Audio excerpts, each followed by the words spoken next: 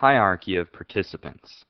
Major foreign exchange participants include commercial, investment, and central banks.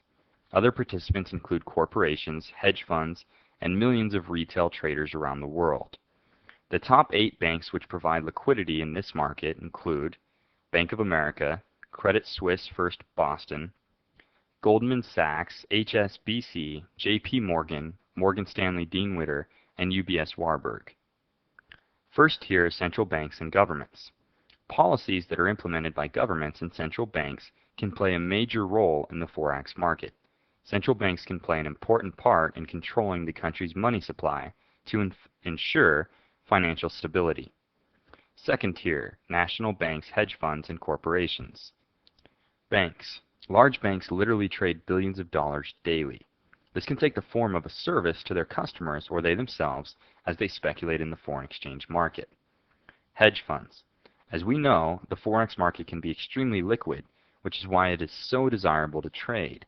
Hedge funds have increasingly allocated portions of their portfolios to speculate on the foreign exchange market.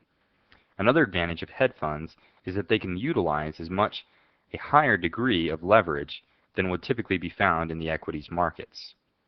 Corporate businesses. The forex market mainstay is that of international trade.